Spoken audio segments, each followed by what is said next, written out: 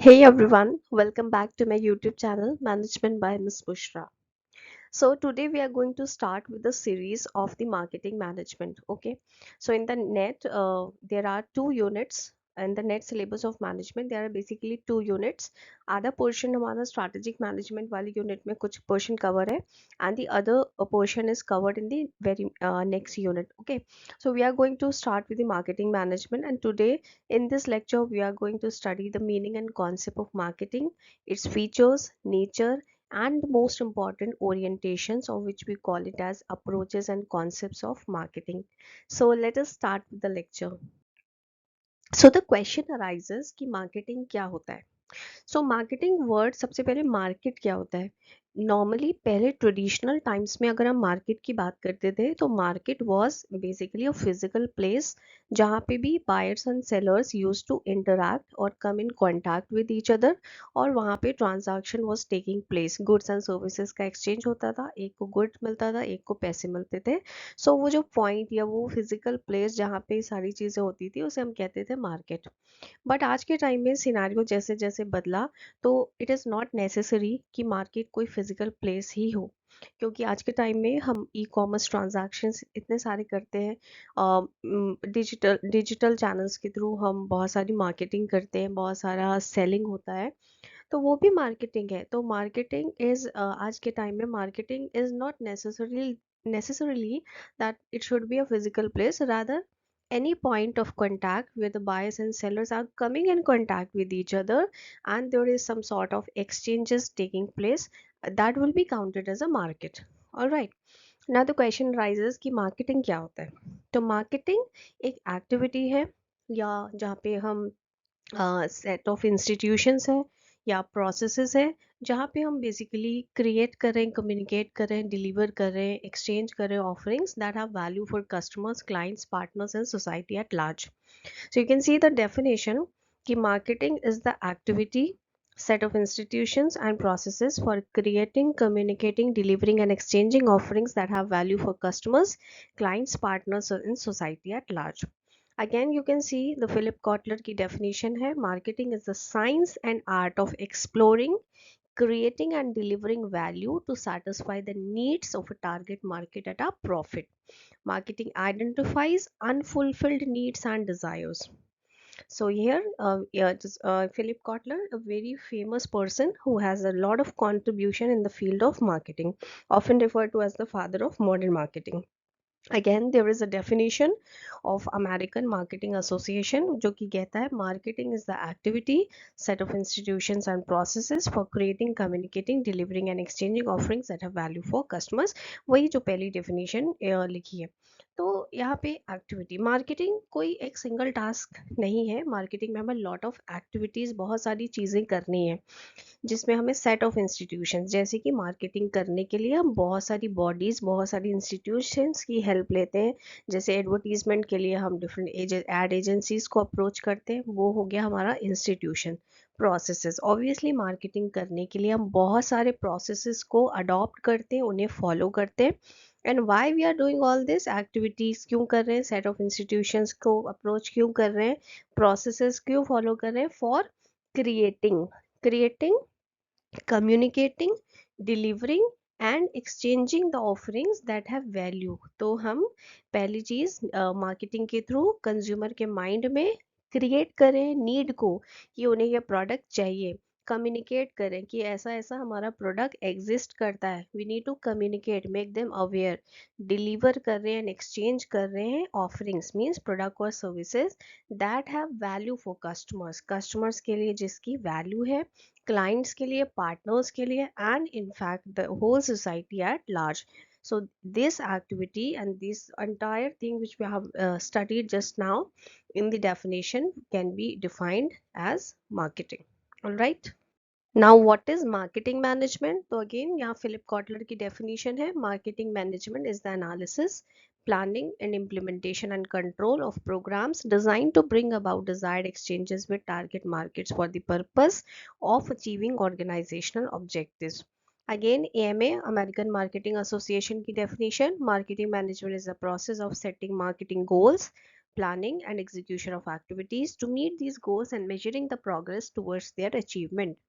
तो marketing management क्या है? जो हमने अभी मार्केटिंग की डेफिनेशन पढ़ी, जो भी चीज़ है मार्केटिंग, उसको मैनेज करना, उस मैनेज करना एज इन मार्केटिंग की जितनी भी एक्टिविटीज़ हैं जिसमें हम टास्क को कंडक्ट करते हैं, प्रोसेसेस को फॉलो करते हैं, एजेंसीज को, इंस्टीट्यूशंस को अप्रोच करते हैं, उनका हेल्प लेते हैं, वो सारी चीज़ों को मैनेज करना भी ज़रूरी है। तो एनालाइज करना, analyse as in marketing management में हम क्या क्या करेंगे? एनालिसिस, मार्केटिंग की नीड्स को, लोगों की नीड्स को, कंज्यूमर नीड्स को एनालाइज करना, क्या चल रहा है, करंट ट्रेंड क्या है, कैसी मार्केटिंग स्ट्रैटेजी हमें अपनानी है, all this will become counted under analysis. उसके हिसाब से प्लानिंग करना, देन उसके अकॉर्डिंगली मार्केटिंग की स्ट्रैटेजी को इम्प्लीमेंट करना एंड कंट्रोल करना, जहाँ पे हम देखेंगे कि whether all these things which have decided are giving us the desired results और नॉट। सो इस सारी चीज़ को जो हम मैनेज कर रहे हैं, that is marketing management. Now we come towards the features of marketing. तो मार्केटिंग के फीचर्स या कैरेक्टरिस्टिक्स क्या होंगे? First is customer oriented.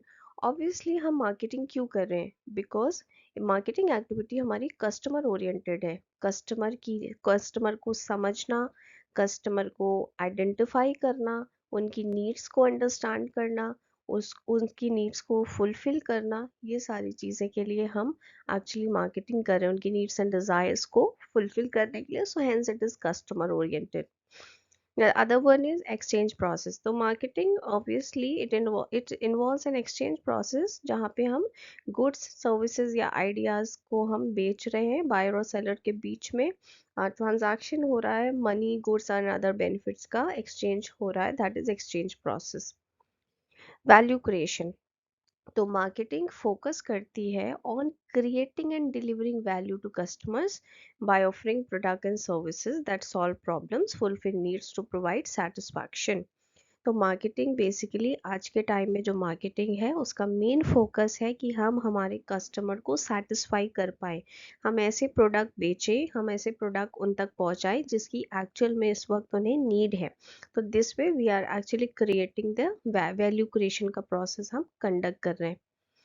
Continuous process. तो मार्केटिंग ऑब्वियसली एक वन टाइम एक्टिविटी नहीं है। जब तक एक ऑर्गेनाइजेशन रहेगा, प्रोडक्ट एंड सर्विसेज को वो मैन्युफैक्चर करेगा, तब तक मार्केटिंग हमें करनी है। It is an ongoing process that adapts to change in consumer preferences, market conditions and technological advancements.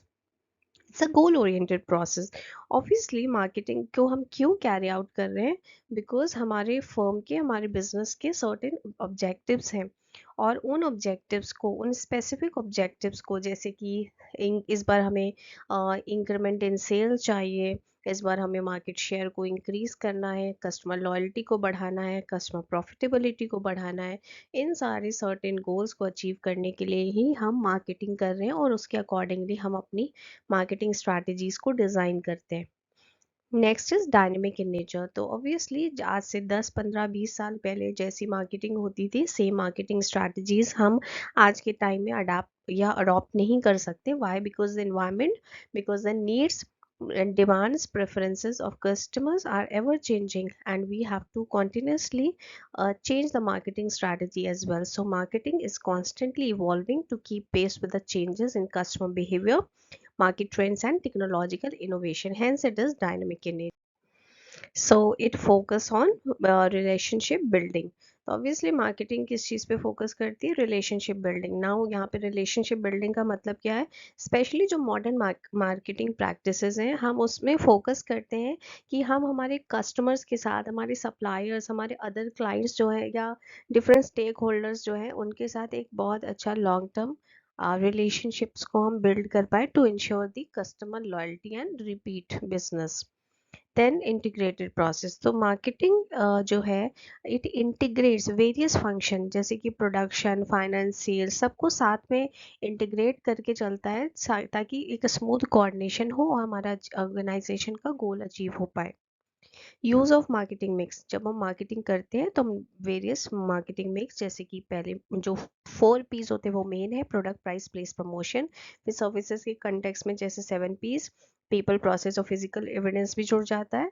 तो उनको ध्यान में रखते हुए वी क्राफ्ट स्ट्रैटेजीज ताकि हम टारगेट ऑडियंस को प्रॉपरली रीच आउट कर पाए। इन्फ्लुएंस्ड बाय एक्सटर्नल फैक्टर्स, तो ऑब्वियस सी बात है marketing is highly influenced by the external factors, जैसे कि कॉम्पिटिटर्स हमारे, कंज्यूमर प्रेफरेंसेस, इकोनॉमिक कंडीशंस क्या है, सोशल कल्चरल फैक्टर्स कैसे बदले हैं, लीगल रेगुलेशंस कैसे चेंज हुए हैं, उसके अकॉर्डिंगली जो है मार्केटिंग भी हमें चेंज करनी पड़ेगी। It involves decision making. Obviously marketing जब हम कर रहे हैं, मार्केटिंग स्ट्रैटेजीज जब हम क्राफ्ट कर रहे हैं, तो हमें एक बहुत सोच समझ के सही वक्त पे सही टाइम पे हमें एक इम्पॉर्टेंट डिसीजंस लेने हैं। तो इट इन्वॉल्व्स डिसीजन मेकिंग। जब हम प्रोडक्ट के बारे में, प्रोडक्ट कैसा बनेगा, प्राइसिंग जब हम करते हैं, कहाँ पे हमें अवेलेबल कराना है हमारे प्रोडक्ट को, प्रमोशन कैसे करना है, एडवर्टीजमेंट कैसे करना है, तो तब हम डिसीजंस ले रहे हैं, hence it involves decision making. The last one is focus on profitability. Obviously, all this why we are doing in order to satisfy the customer needs and earn more and more profits. Question Now the question arises, what all can be marketed? Okay, तो products की marketing हो सकती है, obviously कोई भी product, services, services as in beauty salons में हम service दे रहे हैं, इंश्योरेंस सेक्टर भी क्या है, सर्विस है, होटल्स रेस्टोरेंट ये सब सर्विस है। एक्सपीरियंसेस में भी आप, जैसे अपना आप कोई भी चीज़ है, उसमें आप एक्सपीरियंस को भी आप मार्केट कर सकते हैं। पर्सन्स, सेलिब्रिटी की भी जब मार्केटिंग होती है तो वो पर्सन की मार्केटिंग है। प्लेसेस, जगह की मार्केटिंग होती है, जैसे कि केरला का भी एक एडवर्टीजमेंट्स आता था, जहाँ पे केरला की मार्केटिंग कर रहे हैं, तो वो प्लेस की मार्केटिंग हो गई। इवेंट्स, हम डिफरेंट इवेंट्स की भी मार्केटिंग करते हैं। कोई भी इवेंट हो रहा है, मान लीजिए म्यूजिक कॉन्सर्ट है, उसको भी हम मार्केट करते हैं। ऑर्गेनाइजेशंस की, कंपनी की मार्केटिंग होती है। आइडियाज़ की भी मार्केटिंग होती है। कोई आइडिया है, लेट्स से कैंपेन जैसे कि जागो ग्राहक जागो, वो भी एक आइडिया है। कोई चैरिटेबल आइडिया है, उसको हम प्रमोट कर रहे हैं। प्रॉपर्टीज, जैसे कि आपने कोई कंपनी के शेयर्स खरीदे, वो एक फाइनेंशियल प्रॉपर्टी आप ओन कर रहे हैं।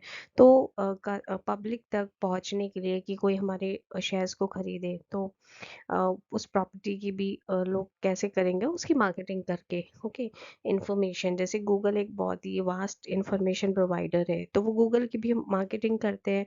या डिफरेंट उस पे जो वेबसाइट्स हैं जो कि कंटेंट और इंफॉर्मेशन प्रोवाइड करती हैं, उनकी भी मार्केटिंग होती है।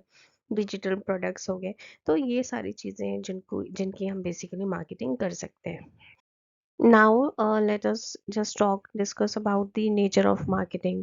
तो पहला नेचर है, मार्केटिंग एक ह्यूमन एक्टिविटी है। ऑब्वियसली मार्केटिंग करने के लिए हमें ह्यूमंस की, लोगों की ज़रूरत है, तो hence it's a human activity. Plus marketing करने के लिए भी, एंड मार्केटिंग बेसिकली हम कर क्यों रहे हैं, बिकॉज जो ह्यूमन बीइंग है, उनकी जो वांट्स है, इनकी जो नीड्स एंड डिमांड्स है, उनको सेटिस्फाई करने के लिए हम कर रहे हैं मार्केटिंग, तो hence it is a human activity. Then consumer oriented, तो ऑब्वियसली मार्केटिंग का जो मेन क्रक्स है वो बेसिकली कंज्यूमर को सेटिस्फाई करना एंड उनकी नीड्स, वांट्स, डिमांड, डिज़ायर को फुलफिल करना। ऐसे प्रोडक्ट एंड सर्विसेज बनाना या ऐसी स्ट्रैटेजीज क्राफ्ट करना जिससे कि हमारा कंज्यूमर खुश हो, सेटिस्फाई हो, and hence it is consumer oriented. Art as well as science, तो मार्केटिंग में हमें साइंस और आर्ट दोनों का ही क्लब है। एक्चुअली मार्केटिंग आर्ट ऐसे है या साइंस ऐसे है कि जब हम टारगेट मार्केट्स को चूज करते हैं या कस्टमर्स को सेटिस्फाई करने के लिए जो भी स्ट्रैटेजीज बनाते हैं, तो we are doing all this by creating, delivering and communicating superior customer value. तो जब हम ये सारी चीज़ कर रहे हैं, तो हम अपना आर्टिस्टिक माइंड, क्रिएटिविटी, इनोवेशन को यूज़ कर रहे हैं कि कैसी स्ट्रैटेजीज को हम क्राफ्ट करें। अगेन साइंस भी है, बिकॉज जब हम गुड्स को सही टाइम पे अवेलेबल करा रहे हैं, सही जगह पे, सही टाइम पे, राइट प्लेस पे, राइट हैंड्स में, राइट क्वालिटी का, राइट फॉर्म एंड डिज़ाइन का, राइट प्राइस का, तो हम साइंटिफिक बहुत सारी चीज़ों को सोच समझ के ये डिसीजंस ले रहे हैं। तो it is an art as well as science. Marketing is an exchange process, because marketing में हम बहुत सारी जितनी भी मार्केटिंग एक्टिविटीज़ हैं, सारी चीज़ें it revolve around commercial exchange process. So we are actually exchanging goods and services, or the transaction is happening between the buyer and the seller. So hence there is an exchange process which is taking place. Okay, next is starts with and ends with customer. Obviously marketing शुरू भी customer से हो रही है कि customer क्या चाह रहा है, उनकी नीड्स को आइडेंटिफाई करना, एंड ख़त्म भी कस्टमर पे हो रही है till the time we are able to actually satisfy them. Customer satisfaction जब तक हम इंश्योर नहीं करेंगे तब तक मार्केटिंग एक्टिविटी चलेगी. Hence it starts and ends with customers. Creation of utilities. तो marketing basically 4 components of utilities को क्रिएट करती है. Time utility, place utility, possession utility and form utility. देखिए, फॉर्म यूटिलिटी से मतलब है कि जब हम सही फॉर्म का मतलब सही प्रोडक्ट या सर्विस जो है कंपनी जो भी है और कस्टमर्स को ऑफर करती है, एक right shape, right design, right मतलब फिजिकल अपीयरेंस में, तो that is form utility. Okay. Place utility means customer हमारा जहाँ पे भी अवेलेबल है तो सही प्लेस पे, राइट प्लेस पे जब हम प्रोडक्ट को अवेलेबल करा रहे हैं तो we are creating the place utility.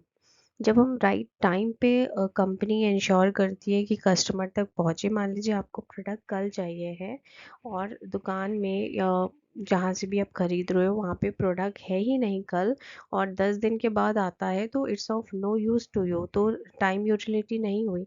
तो कंपनी मेक श्योर कि हम टाइम यूटिलिटी भी क्रिएट कर रही है. Then possession utility. बेसिकली जब एक एक्सचेंज होता है बायर और सेलर के बीच में, तो खरीदने के बाद जो गुड्स की ओनरशिप है वो भी बायर के पास चली जाती है. दस creating possession utility. Next is goal oriented. तो ऑब्वियसली मार्केटिंग फर्म फर्म के बिजनेस के जो भी गोल्स हैं, वो उन गोल को पूरा करने के लिए ही हम मार्केटिंग एक्टिविटी कर रहे हैं. तो it seeks to achieve the benefits for both sellers and buyers by satisfying the human needs. So the ultimate goal of marketing is to generate more and more profits by satisfying the customer. So now we shall discuss the marketing orientation. It's a very very important topic. तो marketing orientation या marketing approaches या marketing concept all are same. तो market orientation basically मतलब है कि business की different approaches जो businesses follow करते हैं in order to identify and meet the needs and preferences of customers. So these approaches or orientations or concepts can be classified into 6 main types. One is production concept, product concept, selling concept, marketing concept, societal marketing concept, and holistic marketing concept. So the first one is production concept या production orientation. So production orientation में basically इस concept में क्या होता है कि 1900s के around ये concept dominate करता था, या हम कह सकते हैं कि जितनी भी organizations थी heavily rely करती थी या फॉलो करती थी इस अप्रोच को, जहाँ पे उनका मेन फोकस था कि हम ज़्यादा से ज़्यादा मास प्रोडक्शन करें प्रोडक्ट्स की, क्योंकि उस टाइम लोगों की बहुत सारी डिमांड्स थी और उस डिमांड को फुलफ़िल करना बस यही मेन टारगेट था कि हम मास बल्क बल्क प्रोडक्शन करें. एंड उस प्रोडक्शन को और इन्हांस करने के लिए, इंक्रीज़ करने के लिए हम स्ट्रीमलाइन करें अपने प्रोडक्शन प्रोसेस को, और कैसे हम इम्प्रूव करें एफिशिएंसी को bye paying very little focus on consumer को. हम बेसिकली कंज्यूमर क्या चाहता है, उसकी नीड क्या है, इन सब चीज़ पे ध्यान नहीं देते थे. हमारा मेन फोकस था मास प्रोडक्शन करिए, बल्क प्रोडक्शन करिए, ताकि हम डिमांड्स को फुलफिल कर पाएँ और एनी हाउ थोप पाएँ बेसिकली products को. So the assumption was that customers valued price, and for this reason this approach focused on maximizing the efficiency while lowering the production cost to meet customers price needs.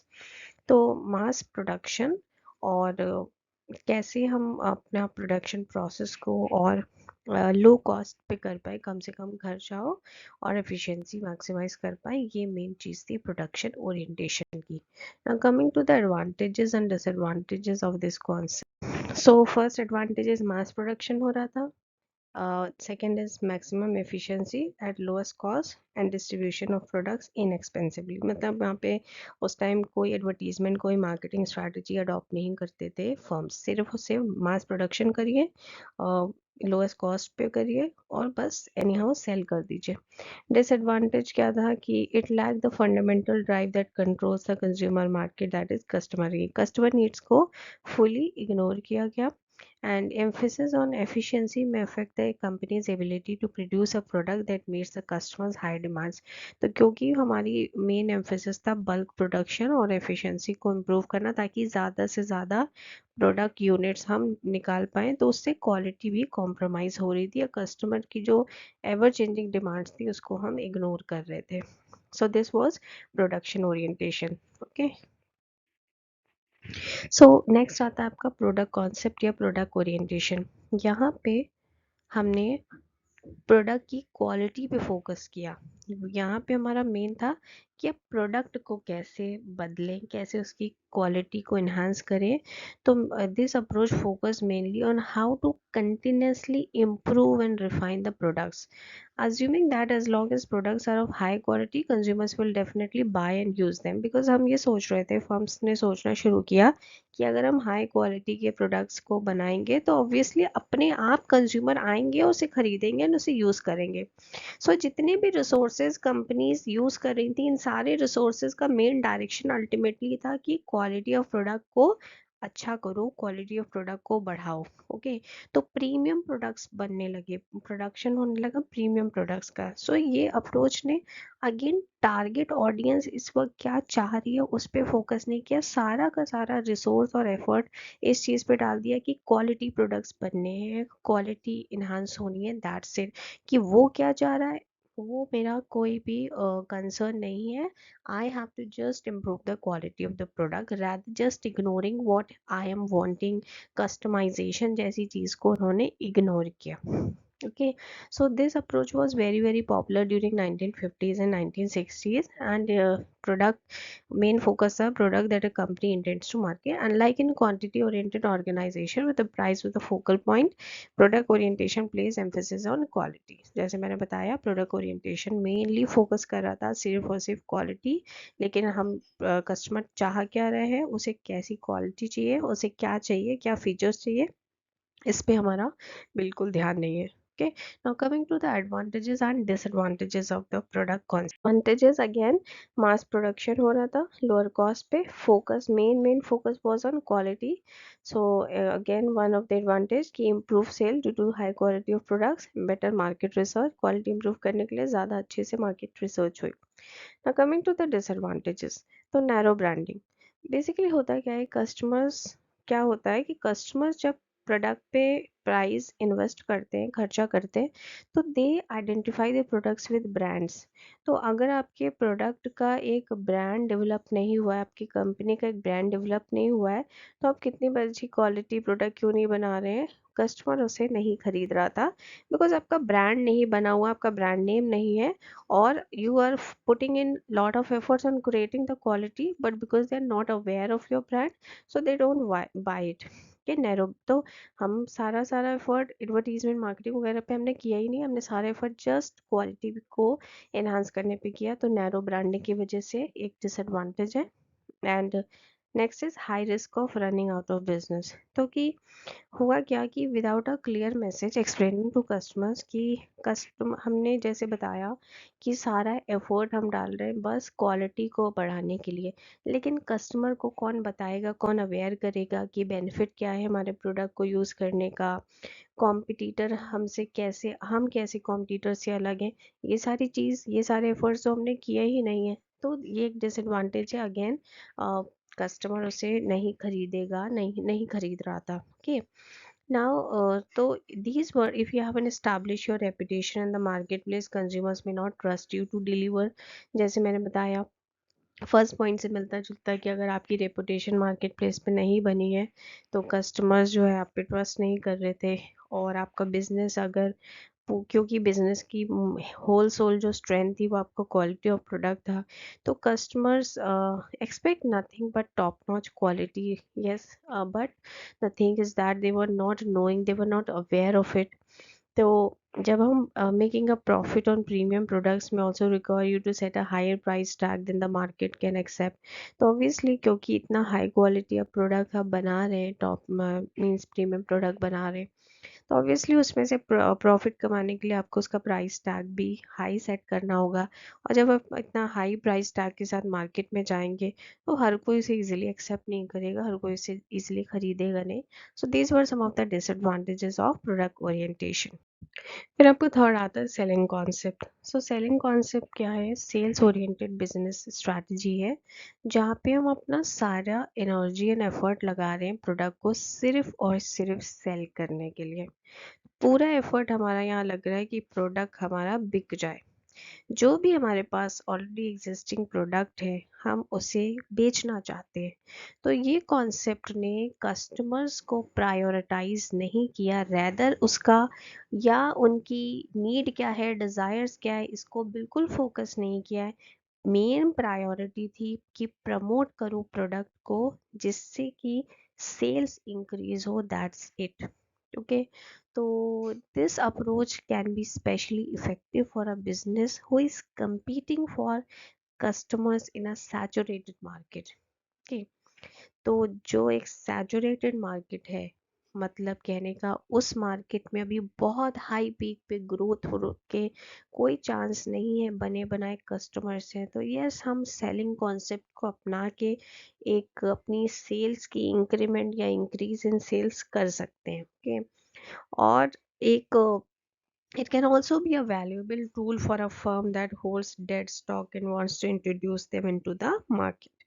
तो main कुल मिला के जो हम effort कर रहे थे वो बेसिकली हम सेल्स टीम या मार्केटिंग टीम एफर्ट कर रही थी, it was just to sell a product and this was the selling concept.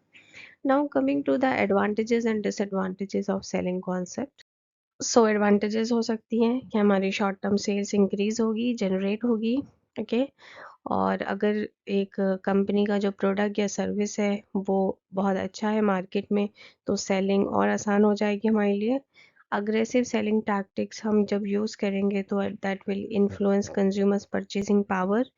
और broad customer reach for unsold goods, company जो है बहुत सारी companies they can introduce the product और सर्विसेज, ऐसे प्रोडक्ट एंड सर्विसेज को भी इंट्रोड्यूस कर सकते हैं जो कस्टमर जिनके बारे में उतना अवेयर नहीं है या उसे नहीं पता है कि उनको उस चीज़ की नीड है, जिन्हें हम अनसॉल्ड गुड्स कहते हैं, and they can use the aggressive sales technique to boost sales.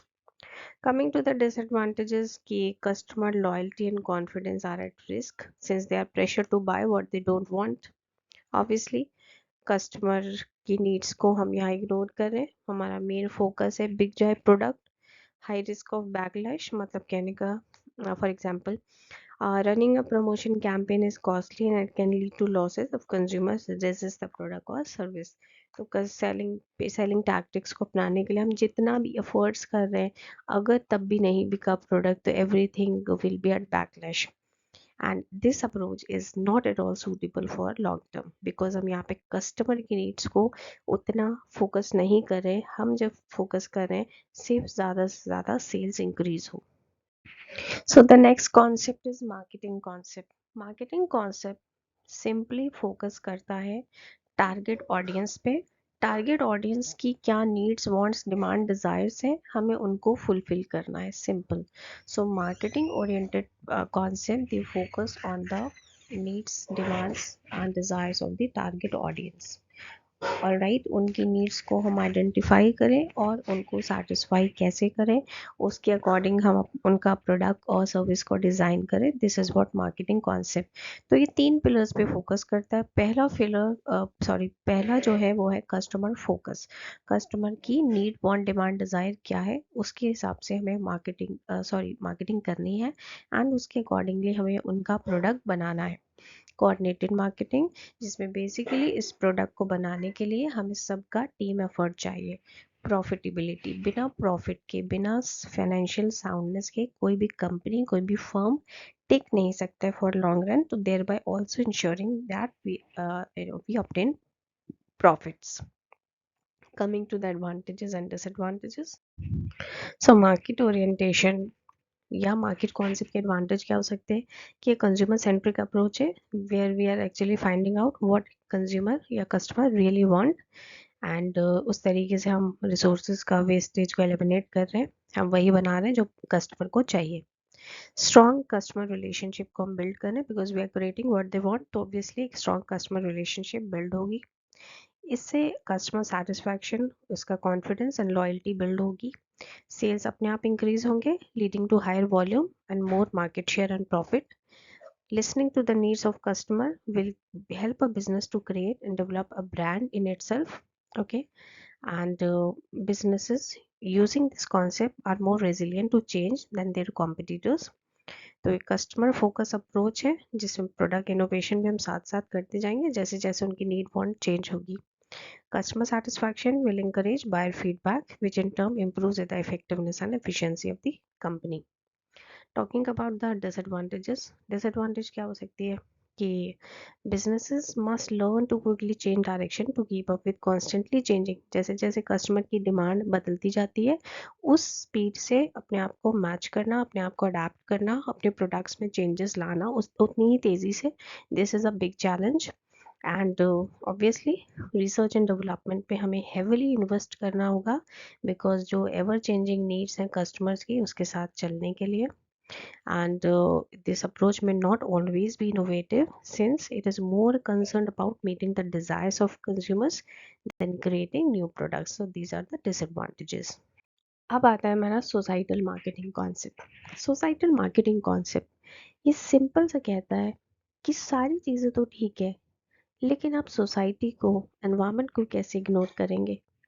क्योंकि बहुत टाइम से हम देख रहे हैं इन्वायरमेंटल अवेयरनेस, सोसाइटी के लिए कुछ करना, इन्वायरमेंट के लिए कुछ करना, ऐसे ट्रेंड बहुत ज़्यादा आ रहे हैं मार्केट में। तो कंपनीज जो इसको इग्नोर करेंगी वो थोड़ा सा आउटडेटेड हो जाएंगी। So because of the increase in the environmental awareness the new concept of societal orientation has emerged. तो अब ऑर्गेनाइजेशन दे आर फॉर्मुलेटिंग ऐसी मार्केटिंग स्ट्रैटेजीज या प्रोडक्शन प्रोसेसेस जो रिकॉग्नाइज करते हैं कि हमारे मार्केटिंग का, हमारे बिजनेस जो प्रोडक्ट एंड सर्विस बना रहे हैं उसका सोसाइटी पे, उसका एनवायरनमेंट पे क्या इम्पैक्ट होगा, और अगर नेगेटिव इम्पैक्ट है तो we should not do this. Okay, तो businesses that implement this idea incline towards the ethical approach in their wider marketing and research strategies। जैसे यहाँ एग्जांपल दिया है कि फार्मास्यूटिकल इंडस्ट्री है या लाइफ साइंस सेक्टर्स जो है, they have come under scrutiny for their unethical marketing strategies। तो कुल मिला के सोसाइटल मार्केटिंग कॉन्सेप्ट कहता है कि आप जब मार्केटिंग करें, जब आप प्रोडक्ट सर्विसेज बनाएं या मार्केटिंग स्ट्रैटेजीज जब क्राफ्ट करें, they should not have any unethical, any sort of negative impact on the environment and on the society. You have to craft your strategies accordingly. That is societal marketing concept. So advantages, it promotes ethical practice, obviously, helps build a better business image for the organization, increases the sales and market share, economic resources are properly utilized, raises the living standard of people in the society. Disadvantage, marketing message कभी कभी could be misleading, और इन सारी चीज़ के लिए हमें budget भी चाहिए, तो budget limitations can sometimes be a problem. अब आता है आपका होलिस्टिक कॉन्सेप्ट। तो होलिस्टिक मार्केटिंग कॉन्सेप्ट ये एक अप्रोच है, होलिस्टिक वर्ड होल से बना है, जो सिंपल कहता है कि सारे कंपोनेंट्स बिजनेस के जो है they are always interconnected with each other.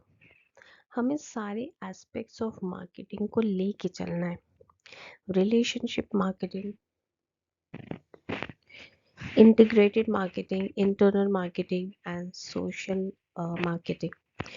जिससे कि तो holistic marketing concept it goes beyond the traditional business exchanges, and यहाँ पे basically as a whole सब लोग मिलके बहुत सारे efforts कर रहे हैं जहाँ पे हम अपने सारे stakeholders, whether it be customers, employees, suppliers, community, सब चीज़ को, सबको साथ में लेके चल रहे हैं। That is holistic marketing concept. Holistic marketing concept में मेनली चार चीज़ें आ जाती हैं, let us discuss that. Holistic marketing में मैंने जैसे बताया 4 चीज़ें आ जाती हैं। हम इंटरनल मार्केटिंग भी करते हैं, हम इंटीग्रेटेड मार्केटिंग भी करते हैं, हम सोसाइटल मार्केटिंग भी करते हैं, हम रिलेशनशिप मार्केटिंग भी करते हैं। हम चारों चीज़ें जब करते हैं तो कहीं न कहीं हम होल सोल एक होलिस्टिक मार्केटिंग कॉन्सेप्ट या उस अप्रोच को अडॉप्ट कर रहे हैं अपनी कंपनी के लिए। Now let us first just let us know कि ये चारों चीज़ें क्या है। वन तो फर्स्ट आता है हमारा रिलेशनशिप मार्केटिंग। रिलेशनशिप मार्केटिंग का सिंपल सा मतलब है वी नीड टू क्रिएट और बिल्ड द रिलेशनशिप्स, ऐसी रिलेशनशिप जो कि लॉन्ग लास्टिंग हो, ऐसे कनेक्शंस जो कि लॉन्ग लास्टिंग हो और हमारी लॉयल्टी उनकी तरफ से मतलब कस्टमर लॉयल्टी बिल्ड कर पाए। ये सारी चीज़ें हम करेंगे through prioritising customer satisfaction and ongoing relationship building. तो इस रिलेशनशिप बिल्डिंग के लिए हमें करना क्या है, कस्टमर्स के साथ कैसे रिलेशनशिप बिल्ड होगी, तो बहुत सारे एफर्ट्स करने पड़ेंगे जैसे कि पर्सनलाइज कम्युनिकेशन। आज के टाइम में हम देख सकते हैं कि कंपनीज बहुत सारे मैसेजेस टेलर करती है जो कि जैसे कि आप कोई भी चीज़ को सर्च करते हो तो फिर थोड़ी देर के बाद आप पॉपअप करेगा message like let's say dear your name, है ना। तो ये बेसिकली क्या है, पर्सनलाइज कम्युनिकेशन है। लॉयल्टी प्रोग्राम्स जो भी रिपीटेड कस्टमर्स हैं हम उनके लिए डिफरेंट लेट्स से डिस्काउंट्स या बहुत सारी चीज़ें करते हैं। कस्टमर फीडबैक उसको ध्यान देना, उनके इनपुट को ध्यान देना, कम्युनिटी इंगेजमेंट जो हमारे कस्टमर्स हैं उनके साथ इंगेजमेंट। तो बेसिकली जिससे कि स्पेशली जब हम डिजिटल फोरम की बात करें तो बहुत यूट्यूब पे भी कम्युनिटी टैब होता है। यूट्यूब में हम फेसबुक पे, यूट्यूब पे, इंस्टा पे लाइव आके लोगों से बात करते हैं, इंटरेक्ट करते हैं हमारे कस्टमर से, ऑडियंस के साथ जुड़ना। डिफरेंट सोशल मीडिया ग्रुप्स में हम चैट कर रहे हैं या उन तक पहुंच रहे हैं, फोरम्स में, इवेंट्स में। तो ये सारी चीज़ें हम कर रहे हैं जिससे कि हम अपने कस्टमर्स के साथ, टारगेट कस्टमर्स के साथ, एग्जिस्टिंग कस्टमर्स के साथ, पोटेंशियल कस्टमर्स के साथ हम एक रिलेशनशिप को, लॉन्ग लास्टिंग रिलेशनशिप को बिल्ड कर पाए। This is relationship marketing. आता है आपका इंटीग्रेटेड मार्केटिंग। तो integrated marketing ensure that all the marketing activities and communications are unified and consistent across the channels. This cohesive approach strengthens the brand message and maximizes the impact of marketing efforts. तो integrated marketing का मतलब ये है कि हम जितनी भी marketing activities कर रहे हैं या मार्केटिंग कम्युनिकेशन जितना भी कर रहे हैं, उन सब का जो डायरेक्शन है वो यूनिफाइड होना चाहिए और कंसिस्टेंट होना चाहिए सारे ही चैनल्स पे। अम, सारे अप्रोच जो है मतलब every approach, every step of ours should strengthen the brand message and maximize the impact of the marketing efforts. जैसे Coca Cola share a Coke campaign चला था। This campaign use personalize labels and social media engagement to create a unified and interactive customer experience, right. Apple का product देखते हैं, Apple's product launches, जैसे Apple's integrate marketing efforts ensure कि जितने भी product launches उनके हो रहे हैं that consistently promoted across online and offline channels, generating significant buzz and maintaining the brand identity. तो सारे एंड से एफर्ट्स लिए जाने चाहिए सेम ऑब्जेक्टिव और गोल को अचीव करने के लिए। अगर हम कोई कैंपेन चला रहे हैं तो हर पॉसिबल चैनल पे हम वही वही सेम कॉमन गोल और ऑब्जेक्टिव को अचीव करने के लिए चलाएंगे।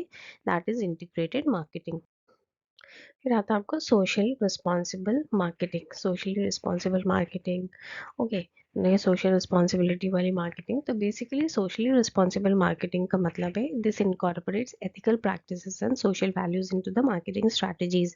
हमारी जो भी मार्केटिंग स्ट्रैटेजीज हैं उसमें हम कितना ज़्यादा एथिकल और सोशल वैल्यूज़ को हम इनकॉर्पोरेट कर सकते हैं, तो जिससे कि एक पॉजिटिव इम्पैक्ट हमारी सोसाइटी में जाए, हमारे इन्वायरमेंट में एक पॉजिटिव इम्पैक्ट जाए, aligning all the business operations with broader societal goals. Some of the strategies जो हम कर सकते हैं इसके लिए, लाइक सस्टेनेबल प्रैक्टिसेस अडॉप्ट करना, इको फ्रेंडली मेथड्स हो गया, प्रोडक्शन, पैकेजिंग, डिस्ट्रीब्यूशन जो हम कर रहे हैं उसमें इको फ्रेंडली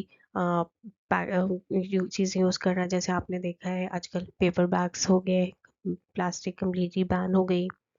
पैकेजिंग में आप ग्रीन इको फ्रेंडली लेबल्स लगा रहे हैं।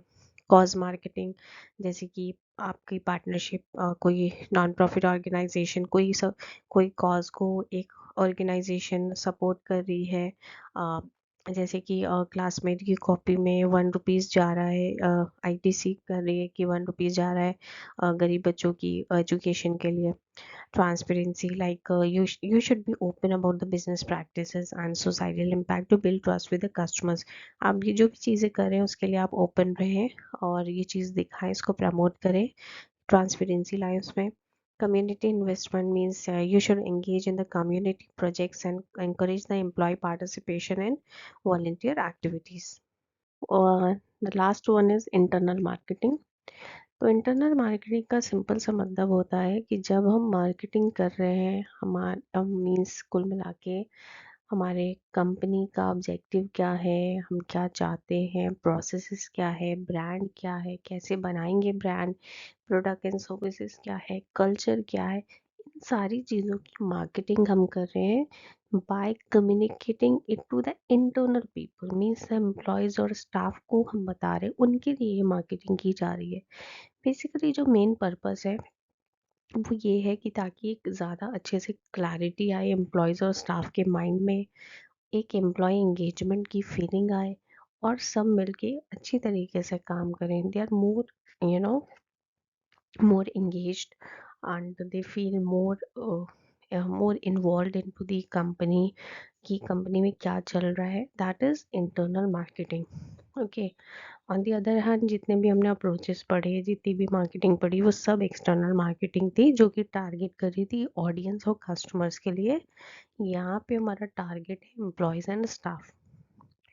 So that was it for today, and yes, हमने डिस्कस किया मार्केटिंग की मीनिंग, हमने डिस्कस किया फीचर्स, हमने डिस्कस किया नेचर, हमने डिस्कस किया various marketing orientations. So yes, आपको अगर कोई भी डाउट है please feel free to post it in the comment section. And yes, thank you so much for watching. And yes, please like, share, and subscribe. It means a lot. Please motivate me by just simply liking, sharing, and subscribing to my channel. Thank you so much.